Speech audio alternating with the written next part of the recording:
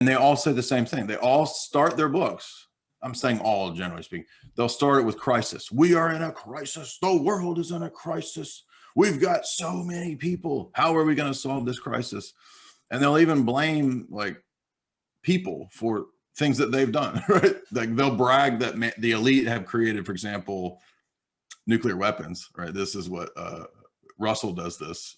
Bertrand Russell says, we have created atomic weapons. We are the height of human evolution. And then he turns around a few chapters later and he's like, but because man has created these disastrous atomic weapons, we must kill off most of the people because we can't get them, we can't let them have. So it's like a back and forth blame game, right? And you'll notice that a lot. Anyway, long story short is that they'll do this sort of crisis scenario. Oh, we're all in crisis. Then we've got to have this plan put in, right? And it's the same. Every one of the books, just like I was talking to Alex yesterday, he said, I read all these books, 15, 20 years ago. And then I realized they all just say the same thing. Yeah. It's just a repeat. They'll just restate what the other guy says. And that's another way that, it's a coordinated plan, is that you wouldn't have all of these, high level policymakers, elites, wealthy people, social engineers saying the same things over at least a century if there wasn't a coordinated plan. Yeah. Yeah. Once you've taken the red pill or whatever, it becomes so obvious, doesn't it? I mean, for example, I look at, if you come across the concept of ocean acidification, it's just complete bollocks. There is no evidence for, the oceans are not turning acidic. There might be a sort of a slight change in their pH value, but it's not causing the fish to melt and the corals to dissolve. This is not happening. And yet there are respectable university departments dedicated to promulgating this absolute lie. And I saw through it straight away because, you get used to it after a while, that ocean acidification was basically the Siegfried line. If the forward defenses failed, which was CO2 being a driver of catastrophic climate change, if somehow that narrative were to get derailed, then they had a secondary problem also illustrating that CO2 is bad. And I'm so glad you mentioned veganism, because I've become very conscious of that you think about, but before I became awake, as it were, I 10 years ago, I probably would have believed the stories that you read in the mainstream media ad nauseam about how meat gives you cancer. You can eat a little bit of meat, but not too much, because it's like having plutonium on your plate. You should really be eating vegetables. And it's so ubiquitous, this narrative, that it's very hard they wouldn't say this shit unless it was true, you think. But when you understand that veganism is did you see that fascinating documentary, the propaganda documentary about the guy? It starts with the guy in the gym doing skipping with his skipping rope, and he used to be a Game Changers. Game Changers. Tell me, that's complete. I mean, gladiators ate vegetables. Tell me, do you know anything about that? Well, yeah, no, one of my good buddies, he does a channel dedicated to paleo, keto, and carnivore-based diets. And I got into his material actually because I was having my own gut digestion issues from having a bad diet growing up. I mean, in America, we have just the worst imaginable, diet that's terrible, sort of foisted upon you. From you don't even know it, right? And so I had to, confront these problems myself. And I got into this because I heard Jordan Peterson on with Joe Rogan talking about carnivore, and then his daughter Michaela was talking about it, and I had some of the same problems that she had. So I thought, well, I'll look into this. I tried everything else. I was having, no luck fixing the problems, and then I got into my buddy's channel, and we got to be good buddies, Tristan over at the Primal Edge Health, and he did a whole deconstruction of that documentary. Like he just went, point by point by point from the documentary, deconstructing all the propaganda. I was never really taken in by veganism. I knew it was suspect. I just always loved steak growing up. So I was like, I can tell that that's good for me. I don't need a documentary to tell me that I shouldn't eat something that, I know is good. But then when I did go carnivore for a while, for about over a year. I'm still 95% carnivore. I have a little bit of carbs, but long story short, it did fix my gut issues. And so that's one personal, just subjective way that I know that that's all BS, is that I was having problems when I was eating a largely grain or even vegetable based diet. Yeah. And I couldn't fix the problems. I had Lyme disease, and I went to this clinic in Germany for some stem cell therapy. You know, you try everything when you get Lyme disease, because it really screws you up, and it's like having, right. You know, every week you've got a different manifestation. You know, it's called the Great Mimic. It mimics other diseases. Anyway, Right. when I was having this treatment, I was encouraged to go on a vegan diet for 3 months, and it was the most. All you think about every day is how you're going to be able to eat something, because there was going vegan, you cut out so many basic stuff like eggs. Right. You can't eat cheese, you can't have milk, you can't have meat. Above all, you can't have meat. Why would anyone do this? It is lunatic, absolutely lunatic. I did not feel better at all. You know, people say it's anti-inflammatory. I mean, there's so much absolute rubbish talked about these things. So I'm glad. Total baloney. Yeah. Just tell me, we're sort of well into the podcast now, and I haven't really introduced you, because I just wanted to cut to the chase with asking that question first. But Jay, just tell me a bit about yourself. Tell me about your background, your awakening, and how it all came about. Yeah, I'm just an American-born, Southern-born actually guy who my dad was in the Navy, so I grew up in San Diego for many years. He was at the base there. Had a weird experiences out there in the weird. That's like a test tube for weird educational models out there. So I was put into some weird classes when I was a kid out there, and then good weird or bad weird. Bad weird. They had these sort of these programs that were geared towards it was a United Nations connected program for gifted kids, where they basically trying to groom future globalists, to be frank.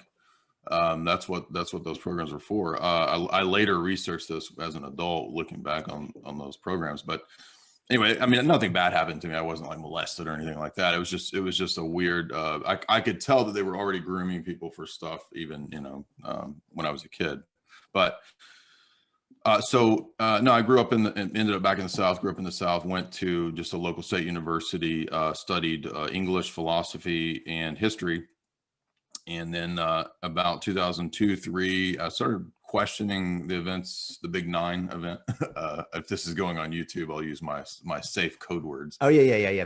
Started questioning the Big 9, and then watched some documentaries at that time. I was really into theology and philosophy. I hadn't really gotten into the geopolitical espionage conspiracy world yet. I read a little bit, but then I think about 2004 or 5, I just went in a deep dive of studying about the history of Skull and Bones, studying about secret societies, all that kind of normal so-called conspiracy stuff. That's kind of, at that time, Templar stuff was everywhere, and Da Vinci Code was everywhere. And I was never taken in with any of that stuff, but because it was everywhere, it just kind of, you go in a Barnes and Noble, a bookstore, and you would see like a whole shelf of the Templars, the secret of the Templars, and all this. So I did get deeper and deeper into studying that stuff, but I always wanted to do it from more of an academic perspective. So when I was doing my undergrad, I was focusing on film theory and philosophy and the interplay between the two, and decided to try to write on Ian Fleming. So I got deeper and deeper into British intelligence, the history of Ian Fleming, what all he was up to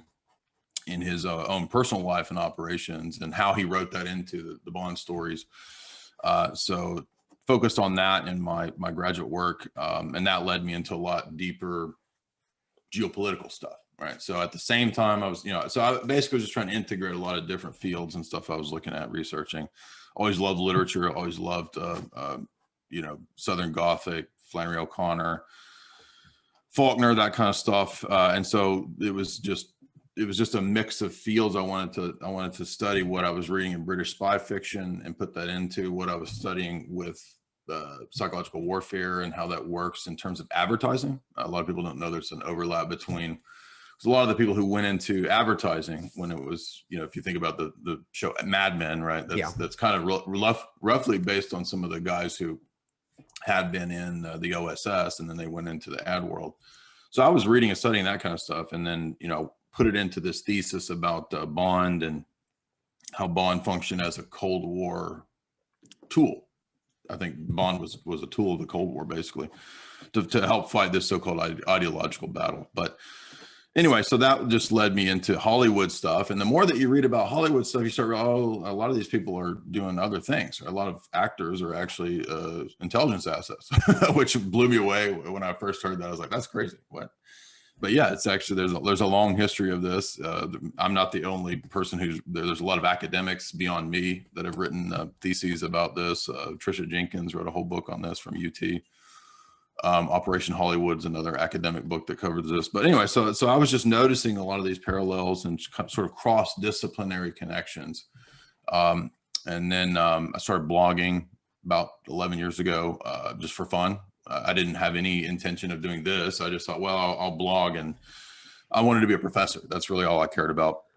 Had that big falling out with that professor when I was writing my grad paper, my thesis, and then ended up quitting. I was like, I'm done. I'm not doing this. So I just started doing my own media. I was like, why don't I just do that? That'd be fun to do. And I just kept up with the research, the different fields that I'm into. And so then here we are. A few years later, it led to, we did a couple books based on my Hollywood analysis. We did a TV show on the basis of the first book. And then now, doing all this. So that's how we got to where we're. It's just a kind of a snowball that just turned into its own thing. In a way, you've carved out the career that you wanted, but in a slightly different way, because I never would have expected it to go this way. Yeah. There would have been surely what you must be aware now.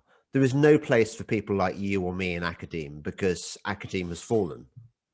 I mean, could you? Oh, yeah, that's why I left. Yeah, I realized. So what I realized was that when this guy, so he was the head of the department, just a super, super liberal green. He's actually a huge guy in the green movement. I realized that he wasn't going to approve the paper that I put a year into writing unless I went along with and agreed to the agenda. It's very cliquish, right? So academia is very clique driven. You don't get into the clique unless you accept the dogma, which people think that aren't in academia. They think that, oh, you go to academia to show off how brilliant your ideas are. And if you win the argument, you will win everybody. No, it doesn't work like that. It's a top-down clique. It doesn't work the way people think. So that's how I got a lot of exposure firsthand to the way academia really works, how peer review publishing really works, how my mom was an editor. Review. So I had, exactly. So I'm sure, having researched all that stuff, that the peer review is kind of a joke. It's not everybody, but I'm saying that it's not what people think that it is, right? I mean, there are loads of documents and papers published in peer review that are pure garbage. And this has been exposed, right? There have been people who've exposed all of this peer review fraud now, scientific fraud. There's, in fact, whole websites dedicated to just documenting science fraud. And my mom, as I said, she was a longtime editor a copy editor for the biggest science publisher in the U.S., Harcourt Brace. And then, so what I learned from that growing up with her doing that job was that it's not a matter of like you just put your paper out there and then all of the objective altruistic scientists come and read the paper and then, oh, well, we're all going to bow down to the evidence. It doesn't work like that. Harcourt Brace is $1 billion company, right? And so they have a huge say in what gets published and what doesn't get published. And most people don't think about $1 billion corporations having a say in the science realm, but they absolutely do. Right. So, and I'm not trying to allege that every scientist is in on some conspiracy. I don't think it works that way. I'm just saying that peer review doesn't work the way people think, and hence why the Lancet can say a few years ago that upwards of 50% of peer review papers are full of garbage. Yeah. Yes, that editorial in the Lancet was written by a guy who was nevertheless, balls deep in the whole scientism and junk science. It's extraordinary, right? That there's, you see, everything becomes much clearer. Conversations like this, my researches with other people in the last year or so, things that previously puzzled me